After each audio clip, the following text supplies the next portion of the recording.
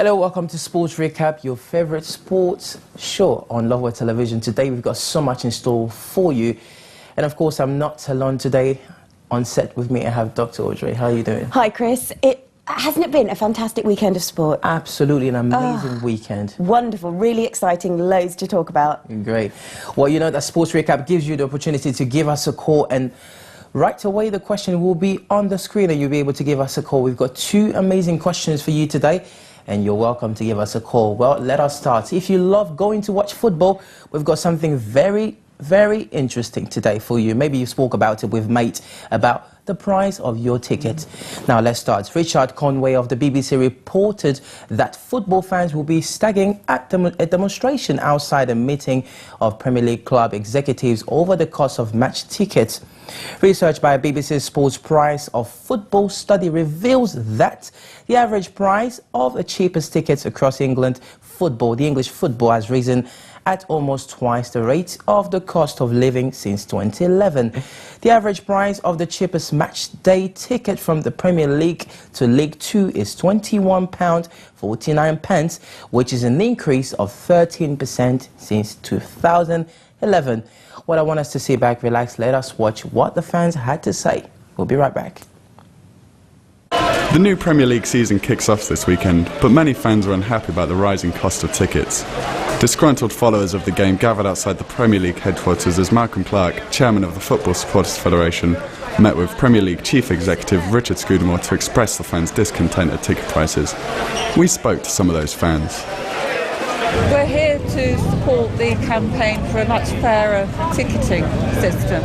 I mean, it does seem to be very wide. It depends which club you are as to how much you pay for away games.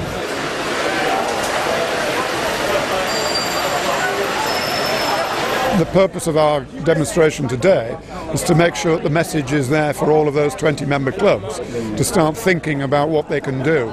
This £200,000 that they were given for each of the current 3 seasons of the Premier League Sky Sports deal and BT Sports deal isn't really going to supporters in a way in which it is having much effect, and they really need to be doing a lot more than that.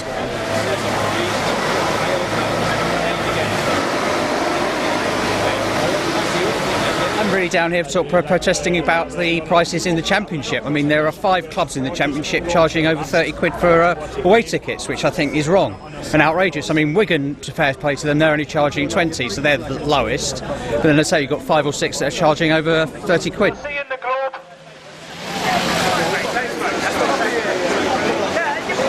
think it's outrageous. They have so much money. And without us, what would it be? And they think they've got a huge waiting list, and therefore if we don't renew, then somebody else will take our place. So, you know, they've kind of got you in a way.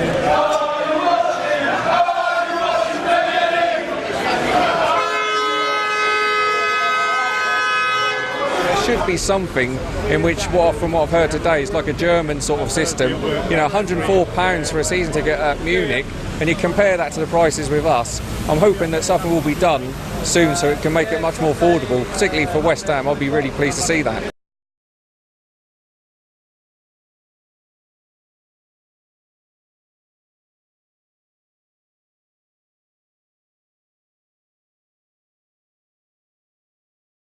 That was the fans, of course, being very upset about the price of a ticket. Now, the problem is who's getting poorer or who's getting richer? So who has to lose? Are the fans paying the consequences of the price, or it's just the clubs getting richer and do not giving any thought to their fans? Are the clubs giving any thoughts to the fans when it comes to the tickets? The difficult thing is the clubs. There was recently a report on The Guardian, the clubs aren't even giving consideration to their workers. You think of the amount of money these Premier League club managers are making and so on, and a lot of them don't even pay their staff the living wage. And you think, well, that's where it starts. The difficulty is when you're talking about the cost of any form of entertainment, there will be some people getting richer. So just to make an F1 analogy, Benny Eccleston, he's been making a lot of money for a very long time. There's been a lot of talk with tickets are too expensive, people are going to stop going, going to have to close. Say with football, it might even be loss of some of the stadiums. But the problem is, when somebody's been using a business model that has made them millions, they don't want to change that because they're not suffering. And I think that's really difficult. My issue with the football clubs and with F1 and with sport in general is most of us pay a Sky subscription anyway to watch what we want to watch. Yep. Why am I then paying that much extra for what I see as not as much value? I can sit in the comfort of my own home, I can have a cup of tea when I want it, I can have something to eat when I want it, rather than going into a match where I've had to pay for parking, I've had to pay for the tickets, and I don't see any extra value, especially if, say, I've gone to a football match and my favourite players are on the bench. I don't think necessarily that clubs consider fans in that way. But then maybe this has to do with high demand. By the way, maybe you just tuned in, doesn't always have to be the question for you to give us a call for. It's a discussion. If you want to give us a call and you have something to say or you have a comment to make, we are more than happy to hear from you. Well, maybe is having a high demand. The club knows that doesn't matter what, people will still watch football. They will come to the club. I mean, they'll attend, games, and they will pay for it. So if you want it, then is it us as the consumer? Is it our choice? I think there is something in that there. One of the other issues, as well as the cost of tickets at their face value, is the cost of tickets on secondary websites. So websites such as Viagogo or Seatwave, certainly not plugging them on our channel. What happened in, it was 2013, the cost of Wimbledon tickets, second-hand or bought through somebody else and then resold on these sites, the top one for the finals topped out at £83,000. My goodness. Someone was willing to buy that. Wow. Now, one very good argument from Ticketmaster is the fan that buys a ticket later than the other fans who sit waiting by the phone when the tickets get released is not necessarily any less a fan. However, there is an element of those fans who really want to watch it are now being possibly pushed out of the way by the computer algorithms set by these ticket tout companies, where they source out all of these tickets, purchase them, and then go and resell them. And I think that's very unfair because, yes, you're absolutely right. Ticketmaster's right in saying the fan who buys a ticket later isn't necessarily a lesser fan than the fan who buys the ticket right from the start. But if the fans who try and buy tickets right from the start are being ousted by, say, a computer algorithm who's buying up tickets, that makes it very difficult for them as well.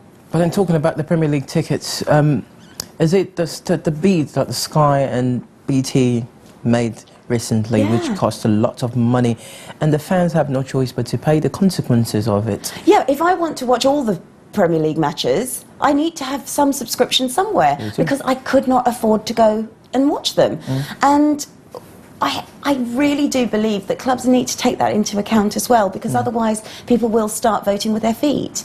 There's a new book by Malcolm Gladwell, a sort of more social psychologist, and what he looked at was the almost cost-benefit ratio of, say a wealthy parent. If you're a wealthy parent and you can invest in your children, their quality, their growth will also improve. But there comes to a point where you have so much money that it peaks off and then starts to fall because you're not actually teaching that child values and hard work.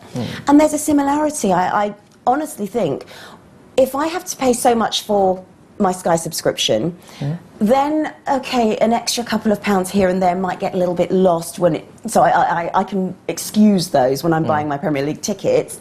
That's fine, but it will get to a point where I start sitting in the stands thinking, what am I getting for this money?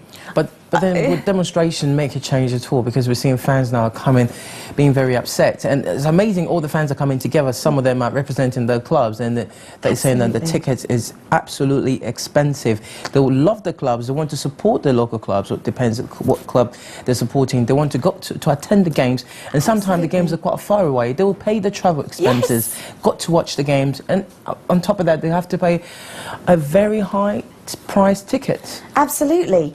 I think it's always good. I actually like the fact that fans are getting together to protest. I think that's the... But will that make any impact? Will that change? Will that bring any change? And it's back to how much trial by media is going to be effective. If the zeitgeist at the moment is perhaps people are feeling a little bit pressed for cash, we're working very hard at the moment, we do want to be able to make our money go a little bit further, then I think it's going to have a greater impact than if we're all feeling a little bit more flush and able to spend. But then what about if the club says, well, this is our source of making income, one of our biggest sources of making income, we want to extend our stadium, for instance, Hotspur, Tottenham, who's building the biggest stadium at the moment, but they can argue that that's what we want to do. But then thinking about that, when you go to watch the games, you've got to buy a drink, you've got to buy a snack, and the prices are 2 times expensive than what you buy on the high street. Exactly. I mean, one of the pieces of recommendations that people are giving for this is money, those sorts of money-saving experts, is to actually sometimes buy a package, because at least you don't have to buy the parking separately and the accommodation separately. You don't have to get there on your own. But just talking about what you were saying about buying the food, there was a lovely piece of research that the BBC did over the cost of pies. Well, read that for us. We've got pies. The most expensive pies in the Premier League are Man City pies at £4. Oh, wow. With a cup of tea being most expensive with Man United at £2.50. My goodness. And there is part of me that wonders what exactly is going to come into this cup of tea. Is it going to be a fully made cup of tea, as in tea bag in, hot water, milk in as well if I want it? Or am I going to be given a cup with hot water, a tea bag, and I'm going to have to make it for myself? yourself. I don't want to be paying £2.50 for that, because I could buy tea bags for £2.50 and bring that in myself. But yeah, so £2.50 for a cup of tea. However, non-league team Kidderminster charges £4.50 for their pies. My goodness. So I think they are probably the winners of the most expensive pies. They are. But they do range from about £4 to £3.50 for Swansea, £3.40 at Reading. League Two teams a little bit better. Bury, their pies are £3.20, Portsmouth £3. But this is the thing, matches are on at times, dinner time really, or lunchtime. That's part of the atmosphere. I like going there, buying a drink, buying something to eat. That's all part of it. But when I've already spent that much money on a ticket... But at lunch pack, people not want to make it for one of the reasons they don't want to carry bags with them. They want to be free, they want to celebrate. As they're going, they want to sit down and watch their games, not be disturbed by a bag that they've got to put on the floor and all that. Absolutely. So they will do all that they can to minimise, you know, the things they're carrying, and just wear the T-shirt, to have a scarf if it's winter or whatever, just going to watch their games. Exactly. So that means that the clubs will always make money in that one, but they've got to look at it. And also, as we were saying on a previous programme about clubs banning people from throwing things, bags are searched. It's hard to make lunch and bring it now, because you may not be allowed to bring it in. I know. So the incidents where people throwing bananas to players and players will eat it, and then you know, it's just been quite horrific, isn't it? It's very difficult, and I can see that providing food is important, but it does feel a little bit like once they've got you in, you're now having to dance to their tune, in other words, pay their prices. Well, who do you support? Is your team's or your club's ticket quite expensive, or you can afford it? You can give us a call and we'll be able to hear from you.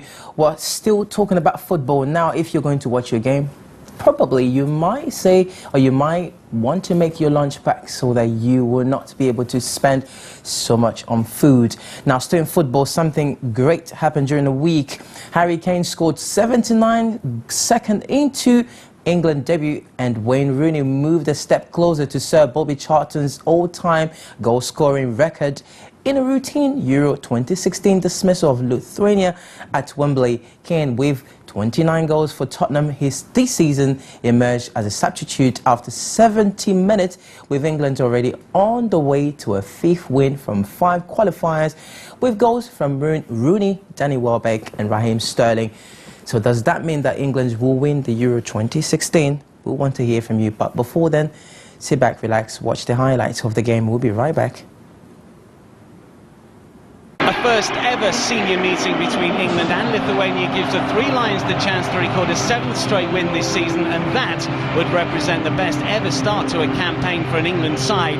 It would also cement Roy Hodgson's men at the top of Group E in European Championship qualification.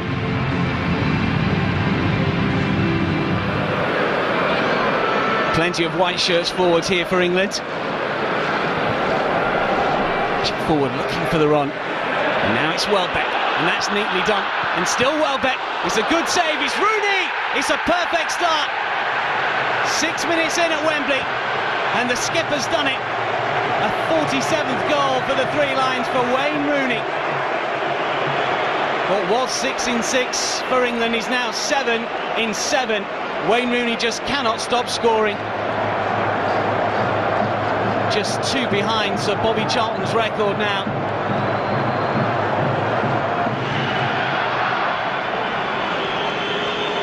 Once again, plenty forward. Sterling wants to try and play Rooney in. Opportunity maybe for Welbeck here. One to beat. Can he get to the line? It's still Danny Welbeck. It's not a bad ball in. It's Wayne Rooney. Oh, it's off the bar. Henderson over the bar. Chance missed for England for 2. Terrific run from Welbeck. Clever header from Rooney. Henderson wastes the opportunity.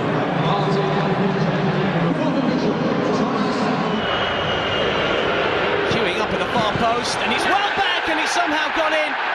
Well, Rooney initially claimed it, but I think the final touch may well have come off the defender, but from Danny Welbeck's header. 14th goal for his country for Danny Welbeck.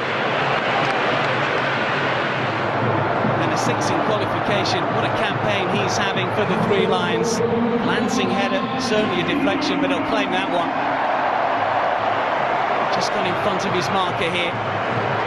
Keeper unsighted, wrong-footed.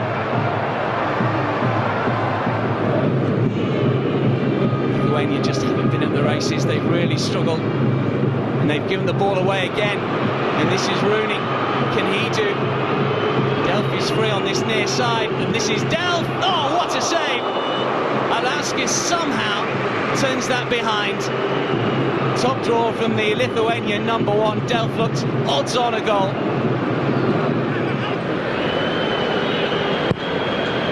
We'll punt it long. Just about kept in play. Once again, there's plenty of movement down that right-hand side. This is Danny Welbeck looking to show his pace, and still going. It's Welbeck! Tight angle. Solid start from Alaskis once again. He's kept the score down at Wembley this evening. 2 to aim at. One of them is Sterling! 3-0. Just before the hour mark. And the first ever goal, would you believe, in England colours for Raheem Sterling. A cool finish at the near post, and Wayne Rooney has the assist. Just gets to the pitch of the ball well, does Sterling. Simple finish. England are home free now.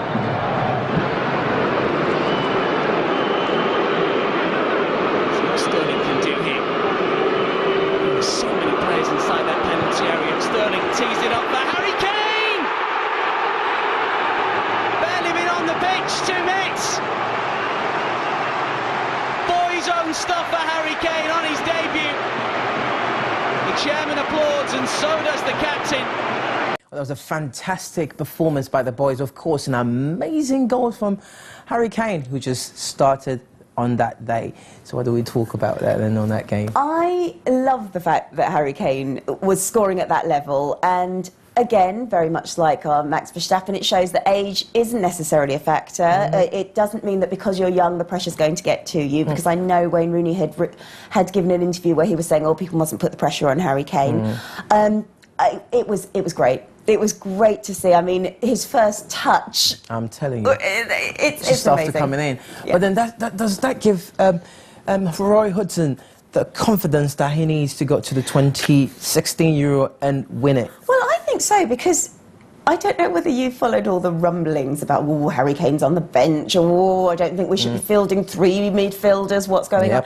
But what Roy Hodgson said was he wanted to prepare a team for a match that they had to win first and then maintain. And I think that's really important. It is, yeah. And From what I remember from the Euros previously, and from the World Cup, dare I say it as well, England, for me, used to be a bit of a team of star players who didn't know how to play as a team. It seems to me now that there's a formula that's correct. There's a formula that seems to be working. Teamwork. And for some reason, this particular formation, this particular group of people are working together.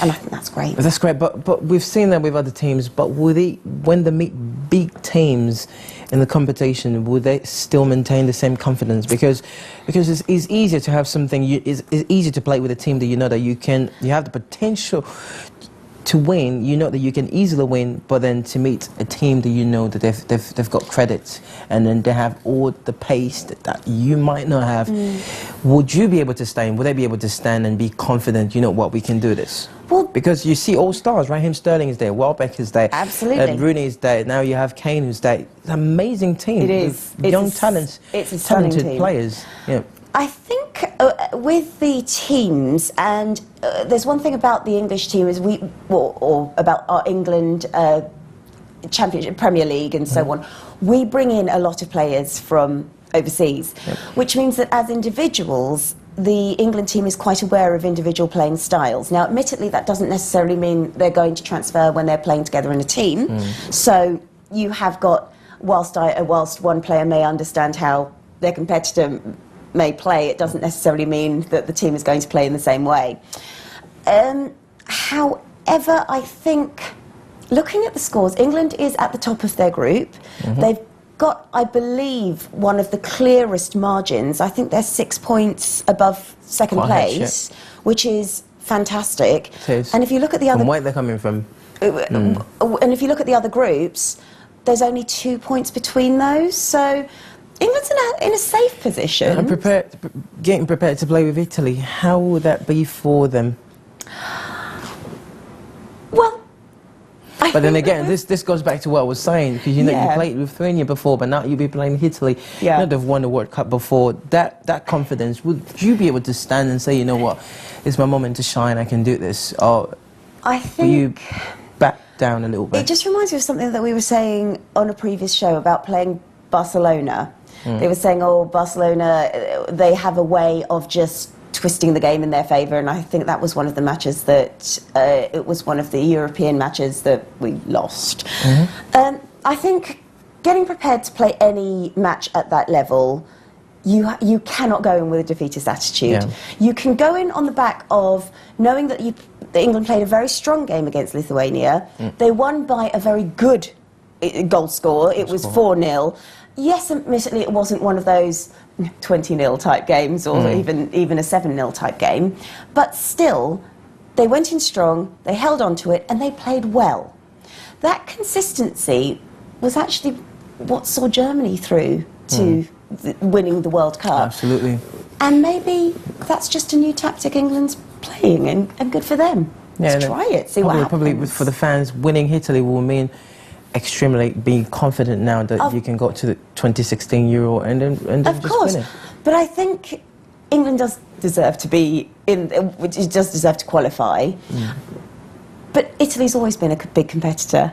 They've all been big competitors. Spain's always been a big competitor. So I think England won't necessarily be thinking, oh my goodness, we're playing Italy, that's quite frightening. It's just, well, we'll take it in our stride because we have to.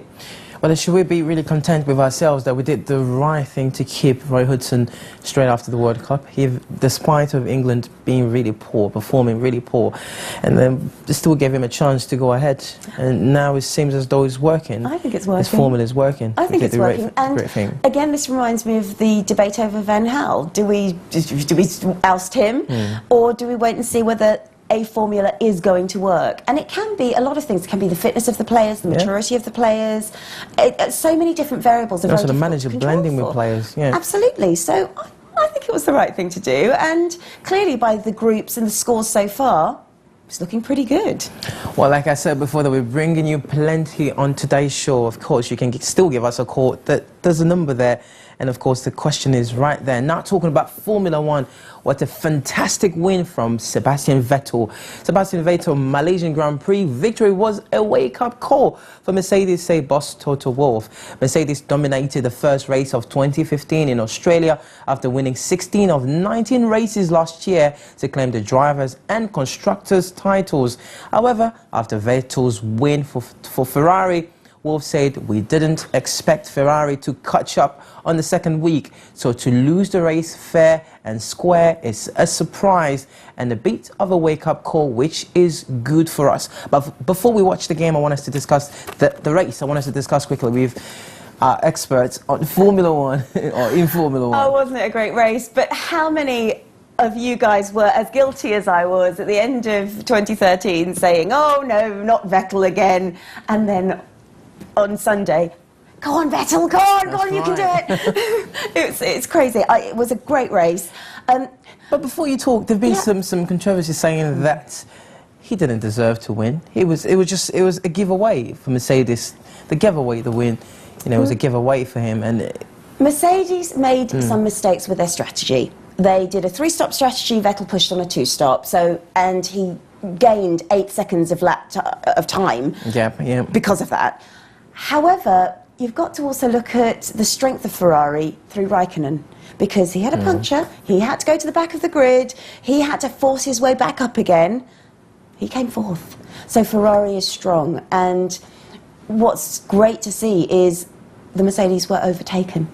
I don't know whether anyone overtook them at all last year, not really, apart from if they lost a place during a pit stop or something like that. But Vettel overtook, and he maintained, and he did it. So it was a good race. But then were Mercedes quite slightly more relaxed, knowing that, well, because on Saturday they did amazingly well, obviously Hamilton pole position, and now on Sunday they were really relaxed, thinking that they had no threat at all. A lot of people are now saying, "Oh, did they anticipate Ferrari at all in one way or the other?" I'd actually say Nico Rosberg possibly did, judging from the press conference previously. And it was very nice to actually see Ferrari not only qualify second during the qualifying stages, but then to win. I wonder whether anyone anticipated Ferrari that soon. Whether you've got to consider, is one swallow going to make a summer? Is this just a lucky win, a freak win? Malaysia's a very different circuit. I love the Malaysian circuit. I've been there a few times, and I was there during the torrential rain that rained off the race completely in 2009. Fantastic. I love the track, but it's really hard on the engine. It's hard on the tyres, because the tyres are, if they're not durable, you are going to have more stops. So Mercedes is, not Mercedes, gosh, slip there. Malaysia is a slightly different track, and I think Ferrari's already saying we're going to have to do some work. So they're certainly not resting on their laurels. I think it was good for Mercedes to sit there and say, "Ooh, something interesting is going on. I think we need to start working again." Well, they've got to start working again, but let us watch this video. We'll be right back.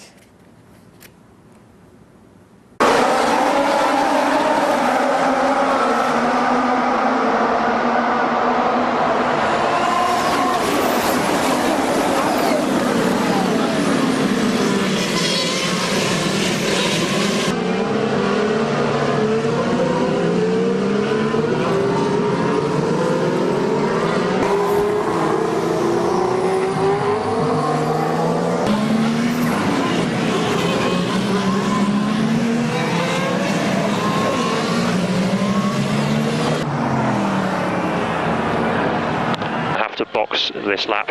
I'm afraid that's going to be the end of our race.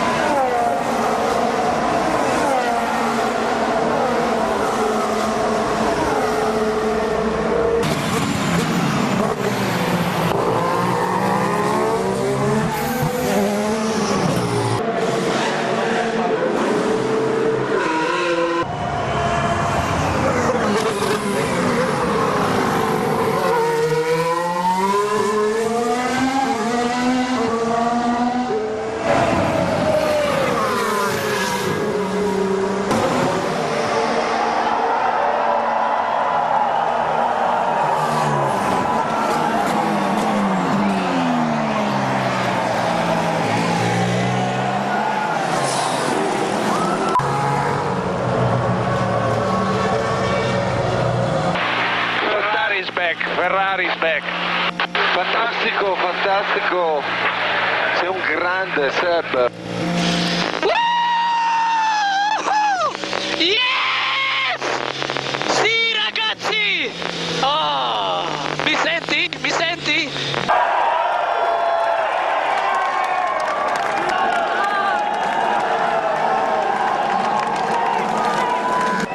Well, it's been a while. I haven't been on the top step, so it's my first time, obviously, with the Scuderia Ferrari. Speechless. I don't know. Obviously, a big change over winter, and the welcome the team gave me is just fantastic. The fans. I've only done 2 races, but it's really a great atmosphere. I'm very, very happy and proud of today. We beat them fair and square, so great achievement. We have a great car, so plenty of positives, and I guess that's why it is a bit emotional. I don't need...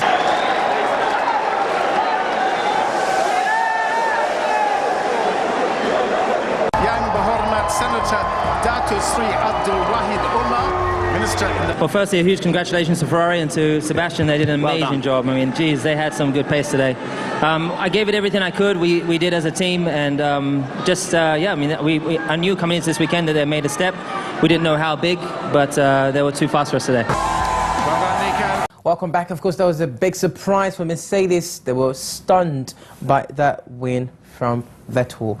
And now talking about managing your tyres, does that got to do with the driver's intelligence? It has and a techniques you've got of driving. Yeah, if you're driving too hard, you will ruin your tyres. It's the same as any of us on road cars as well. There's also tyre strategies, and Mercedes were started on the hard tyres, which are less durable than the medium tyres, which Vettel was on. On a track in that heat as well, if you are on less durable tyres, you are more likely to have to make more pit stops. It means you can sometimes go faster, but then again, you have to balance out that time of the pit stop versus the speed and how much you can gain whilst you're on those tyres. And what Vettel did was he hung on the mediums, gained those 8 seconds, made only 2 pit stops, and he did And it. you can tell that he wanted to win so badly. He just wanted to win. Ferrari did. They needed this. They had such a horrible season last year, and it was just lovely to hear people saying, "Oh, Ferrari's back! They're back! They're doing something!" And to hear Vettel congratulate his team in Italian as well, that was really lovely. great. It was great. But yeah, I mean, it's also forced Christian Horner into making a bit of a retraction for some of his earlier statements. He did say he was frustrated that the Renault engine wasn't performing quite so well, but he has said, should we put a restriction on the Mercedes engine? Probably not. And Ferrari's shown that you can be competitive. But another side of the coin is that now the Ferrari came on and won at the Malaysian Grand Prix, it's like the lion was sleeping, you just woke them up. You woke him up. Absolutely, the horse is back. Mercedes now knows that we have someone to watch for, and that could be a hard time now for Ferrari. Well, the other thing to look at is also, well, Williams came 5th. I think I've got the results here. It was, Ferrari, then the 2 Williams, and then the Toro Rossos and the Red Bull. Sauber didn't do quite so well. And to see 2 Williams overtaking each other was actually a battle, my goodness. I think there is going to be some racing this year, and it was lovely that it started already in Malaysia. That's what we want to see. We need to see that. A lot of people are saying we lose fans because no one wants to watch 2 cars parading. At least with Mercedes, it wasn't a one-person dominance. It was at least a race between the top 2. But to have another year where we sit there and say, those are the winners, so let's look at the battle for 3rd, 4th, 5th and 6th, because that's interesting. That's a real shame. That is why people are switching over to Indy cars and all the other motorsports, because there is overtaking and there's excitement in the racing itself. It was lovely to see a much at the end of the day, let's just touch to that. At the end of the day, it's got nothing to do with the drivers. If the car is really good, the drivers are good, then why not? Because they're there to win. It's a race. You know, I don't think that we should slightly blame them a little bit for winning. They've just been good. Mercedes has been very good. I mean, we can't deny it. No, absolutely. And I think that's where I had a little bit of a problem with the way Christian Horner was going about it. Yes, the Renault engine maybe does have a little bit to catch up with. But at the end of the day, Mercedes did a very good job last year in their design, their car, their drivers. It suited them very well. Ferrari's done the same. They've made the leaps over the winter period. They've made whatever amendments they had to make on their engine. It suits the drivers better. They're going out to win. Great. Well, let them do it. But would this be a slap to Alonso? Right, a slap on his face after Vettel came in as a new driver. He's been there for ages. Could not even win. But lately for Ferrari. There were 2 photographs today that I saw which really, for me, summed up everything we'd been saying up until the race had started, the season started. And the first was Alonso walking past the Ferrari garage, and you just thought, yeah, that's difficult. That must be difficult. However, having said that, there was a lovely tweet from McLaren today, which said at Scuderia Ferrari, "Great work, bravo to them, and we'll be racing against you soon." And I think that was a very sportsmanship, a very magnanimous statement to make. So that was nice. But they've got a lot to do to catch up with Ferrari, to be honest. That's because of Williams. They're there. Even the Red Bulls are really struggling. Red Bulls are struggling. What is happening to Ricciardo anyway about today? Red Bull was just struggling in general. The Renault engine just hasn't got the power at the moment. Verstappen himself was saying, I mean, that was great for him to come to finish in the points. We'll talk about him, yeah. We will. But he was also saying he was delighted to come top of the Bulls. And yes, it was the sister team. It was Toro Rosso, not Red Bull, who was running away. And so, again, Red Bull, perhaps it's the Renault engine. All the camouflage before the test didn't really work, did they? No, not really, not. Giving us an impression that they had a solid car. I believe they do have a solid car. However, it's got to do with the power of the engine. That's why I think the problem relies. That's what this Saturday and Sunday, the main gossip had been about, was Christian Horner talking about the power of the car.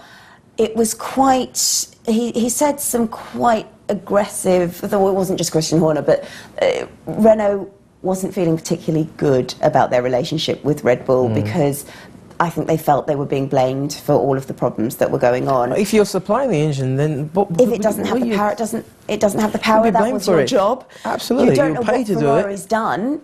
You don't know whether it was Vettel. You don't know whether it was the engineers. You don't know whether it was Arriva Bene, or whether Ferrari maybe didn't do anything over the winter. Who knows? The difficulty, there's so many variables. It could be that Mercedes didn't do much and left their engine the way it was. It could be Ferrari didn't do much and Mercedes tweaked too much.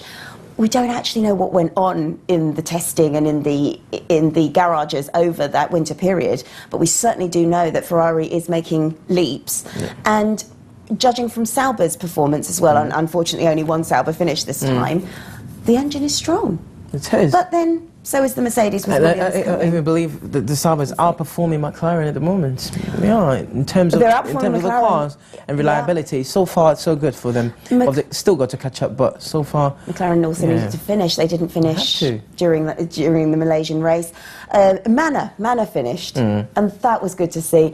They only got one car going, but... good for them. They crossed and they got the checkered flag. They at least made it to the end, which was more than McLaren did. It was. So it's going to be an interesting season. Yeah, but then Alonso, is it something that is happening that is just not working for him or working against him?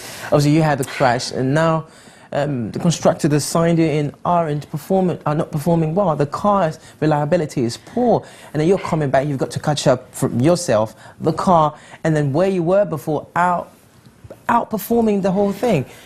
Alonso, mentally now, where would he be mentally when he comes back on the racetrack again? I do feel quite sad for Alonso, and again, whilst people were talking about the friction between Red Bull and Renault, they were also talking about potential friction between Alonso and McLaren, because during the accident, of course, McLaren had released a statement saying it was maybe a gust of wind, potentially it could have been anything that caused the crash, and Alonso's pretty much unequivocally said, no, they were absolutely wrong, it was the steering, the end. And to say something so diametrically opposed to the party line is quite surprising. This did lead to an F1 reporter quite rightly saying, well, either Alonso's right and what's going on with Alonso in McLaren, or he's wrong and therefore shouldn't be in the car because clearly something has happened and Absolutely. you know, he's not safe to drive. I do feel sad for Alonso. I think it must be damaging. He isn't showing it, at least not to the world. And he's kept a relatively dignified silence. Well, we'll watch and see. But maybe you just tuned in to the show. Well, we have 2 questions for you today. If you're a football fan, the first question is, will England win the 2016 Euro? Or in Formula 1, Vettel, is he a threat now to Mercedes? Now, still in Formula 1, let us move to the sister of Red Bull, Max Verstappen, happy to become Formula 1's youngest ever point scorer.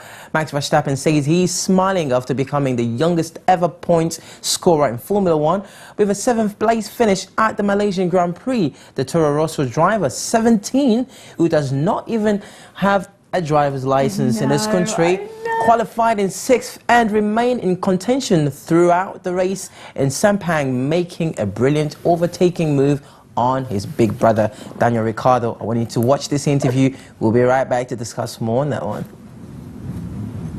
Youngest to score points in Formula 1. Congratulations. They looked hard-earned today. Yeah, it was really difficult in the first few laps. I was struggling a lot on the medium tyres. So we decided to box and go for the hard. Definitely that was the better choice for me. After we had some good fights. So I was enjoying that a lot. I think at the end the pace of the car was quite good, so really happy. And some really good confident moves as well, past your teammate and past Sergio Perez. Yeah, I felt good. I mean, you can only do that as the car is also working. So I think also compliments to the team for the great car. Congratulations. That was Max Verstappen. Welcome back. Of course, he's only 17, does not even have a driver's license, but he is booming on the racetrack. Now let's talk about his future. Oh, the next wow. Michael Schumacher. Oh my goodness, he's got time on his side, hasn't he? He does. 17. Overtaking his big brother just like that. Well, that's racing, and that's what you have to do. And it was great. A lot of people question whether we should be throwing young people into the spotlight so soon. If they've got a good support network and they get good advice and possibly supportive parents as well, have a talent. Do it. It's such a shame not to. Other countries do it. Why aren't we? So he's got time on his side, and it's also going to be, I think, very difficult now for anyone to beat him with that record, because now if the FIA licenses, super licenses are changing, then it will be very difficult for somebody without a driver's license. But then it makes it very difficult for other young people who are interested in Formula 1, being younger than 17. Well, if Verstappen can do it, then they can also do it. So that is opening a way for other young people to come into the sport. Of course it is. There's been a lot of changes in sports over the years, and perhaps Verstappen got in whilst the door was just that little bit open, and they are closing up the door again. But there is no shame in progressing up the competitions through karting, through Formula 2, into Formula 1. And it also gives you that chance as a young driver to deal with success, to deal with failure, to deal with the media pressure and so on. So there is and you're well prepared for it. Yes, as well, yeah. Absolutely. So Verstappen kind of jumped straight into it. I think he's going to cope well. I believe he will. He's doing an incredibly good job, and on Saturday he was 5th. My goodness, extraordinary drive. It's fantastic, and also does show maybe the Renault engine isn't doing that badly. It's funny, isn't it, when you look at results over what people like saying. It's quite contradictory, but good for him. Great. We have, as I said before, the show will be fully packed for you because we are moving to something new now. Cricket, of course. Australia have been crowned world champion after a 6-week, 49 matches World Cup tournament full of big scores, big hits, big crowds, and the occasional burst of left arm pace bowling. Their comprehensive final victory over fellow co-host who we thought were going to win. By the way, New Zealand in Melbourne gave them the world title for a 5th time. Not even India. What happened? With India, what's quite interesting is everybody's talking about New Zealand's captain being one of he didn't win the man of the match or the tournament, but aggressive style, his leadership, his dominance was outstanding. And with India, they don't quite have that. What people have said about the players... to every other team. So is South Africa as well. With India, but the players themselves aren't threats personally. They're not scaring the batsmen. They're not standing there, you're not thinking, oh, this is going to be hard. This is good players, and that's great. But compare them to the New Zealand captain, and suddenly you've got a real power horse on the field. And that makes a huge difference. This is where your intimidation, the psychological aspect of sport does become quite important. And it is nice to talk about cricket, because we haven't really considered that quite so much. Because with cricket, it is a little bit one-on-one, the batsman versus the bowler, compared to football, where it's that team sport. And if, as the batsman, you're not that threatening, or as the bowler you're not that threatening, it becomes quite a nice game. It's a one-on-one game as well, isn't it? And it's harder to win. I think it's much harder to win. But in talking about cricket, of course, we cannot go past England. What happened? We don't recall, but Peterson, can we say that he had something to do with the failure of England? Well, at the World Cup, they lost to Bangladesh. That shouldn't have happened. That should not have happened. So let's talk about the team. Responsibility has to lie somewhere. Psychologically, were they ready for this World Cup? I don't think so. Personally, I think they were mucky in this. They didn't seem to have a particularly good. They didn't seem to have particularly good form. Was one of the problems, and I think it probably didn't help by Ireland surprising quite a few people. Scotland playing very well as well, and so it wasn't just a case of England and United Kingdom and people can't play. It's actually no, England was just wasn't up to it. Wasn't up to that standard. Because the expectation was absolutely high. We all expected that England will go there and deliver. I mean, move at least to the final. Why not? Well, Australia and New Zealand are that's the hope that we had. It's the hope that we had that England will move forward, and I think we always have hope. What we did. I think that's one of our. It's good. It's good to have hope. That's strength points. I seem to think sometimes we almost always wanting to keep that stiff upper lip for all of our teams that are doing something, whereas the reality was England wasn't up to it this time, and it's just a case of go back to the drawing board, analyse what went wrong, and regroup for next time. Sometimes we can't just keep saying, well, let's look on the bright side. No, absolutely. It was a little bit. But then after everything that happened, with Kevin Peterson come back to the team, then coming back to the team, what would that change? Would it change anything? I don't. Would it even be a good thing for him to come back? A good idea for him to come back, to write in the book and say all sorts of things, which were praised by others, but. I believe the timing wasn't really good for the England as a team. I think when people, it's like we were saying about Alonso, choose to speak out in a certain way, reputations and relationships are damaged. And sometimes a return after that can actually be quite... Yes, absolutely. A return after that means trust has to be built up. Again, it's like any relationship. When you think about it, if somebody has, effectively, it's been a bit of a betrayal, inside secrets, this is what I was unhappy with, that kind of thing. To then come back suggests a form of desperation from people who've invited you, perhaps, but also it suggests that why can't you go somewhere else? But then sometimes things are happening, in clubs, or it could be in a sport, in teams. Sometimes they ought to come up and reveal. It depends. I think when you're talking about the drug taking of the cyclists, yes, absolutely, the whistleblowing is completely the right thing to do. If somebody feels passionately about something, I think it's probably right to say it. If they feel they are mistreated in any particular way, it is the right thing to do. However, there's always going to be repercussions. And it's also how they say it. It's also how you say it. It's also how far does that corruption go? If there is a problem, if it's happening right at the top, which in Lance Armstrong's case with the dope allegations, he had a whole circus around him protecting him. The corruption went very, very high at that particular level. if one person speaks out, not a lot, it's not going to work. You have to really go for the big fish there.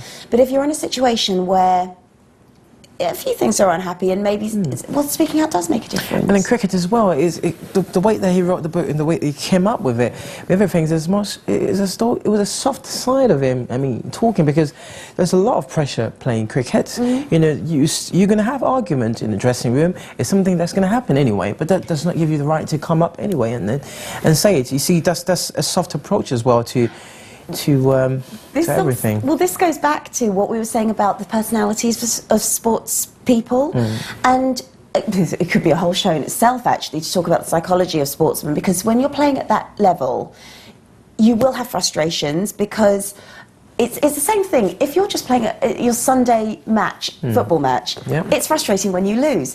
You do look to blame other people, you do get very angry, you look for reasons, and it's only when you've calmed down you can actually think about why it's all happened. At that level, the pressure must be absolutely immense. And sometimes people feel that just saying it and getting it out there, it's a bit like a pressure cooker. Sometimes it comes out even without us meaning to say it. That can be that can be a relief for you because you've said it, but unfortunately, once you've said something, it's out in the ether. So this goes back to perhaps providing that sort of support for sports personalities, providing that outlet for them with people that they can trust, that can remain confidential about things, in order to allow them to express all of those feelings, which will get a better performance from them in future. Absolutely. But who do you thought they were going to win the ICC 2015? I did have hopes for India. India. But then again, maybe that's the heritage and the history. But South Africa, quite a good potential. Yeah, a lot of potential. And New Zealand, of course. New Zealand, of course. Co-host, it was a shame.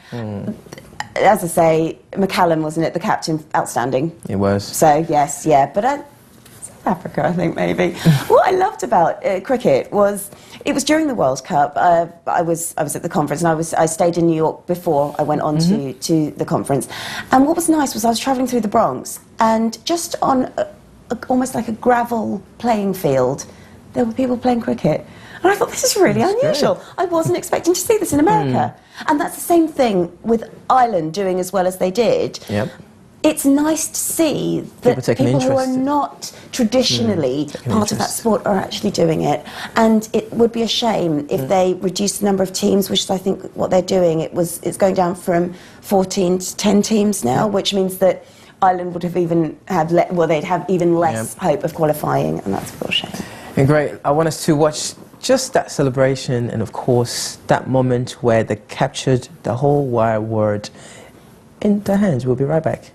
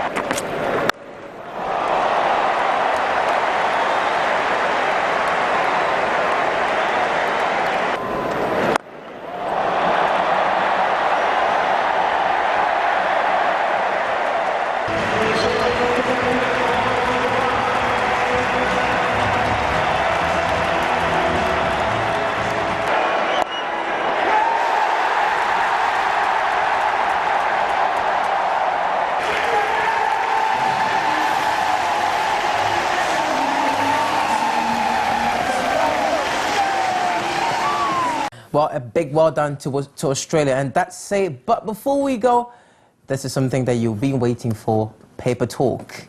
What do we have for you? We'll tell you straight after this.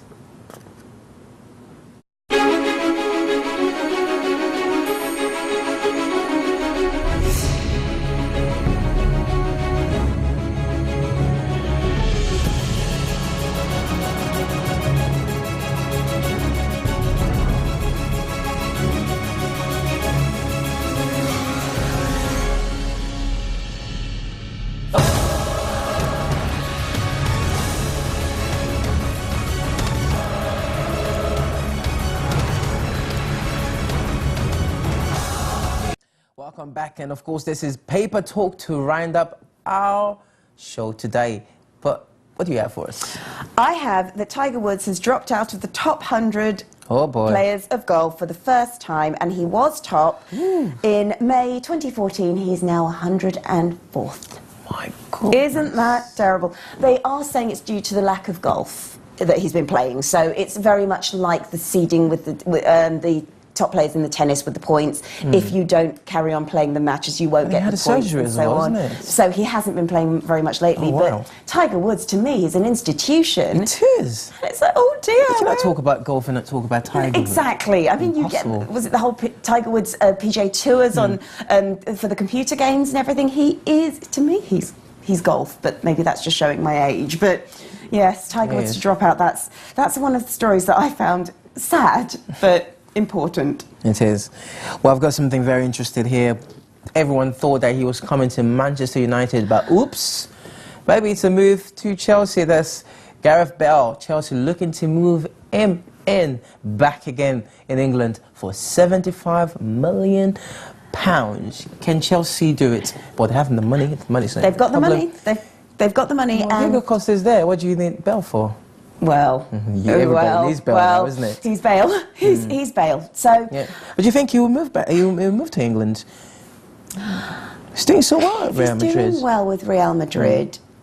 I don't know. Then again, a change is as good as a rest, isn't it? Sometimes. It is. 75 million is a lot of money. Lots of money. Well, lots of money. Perhaps it will depend. And it could be more. That is just what roughly. Well, he might come to England for. And this is it, because you don't know how much in sponsorship deals as well that's going to add on to that.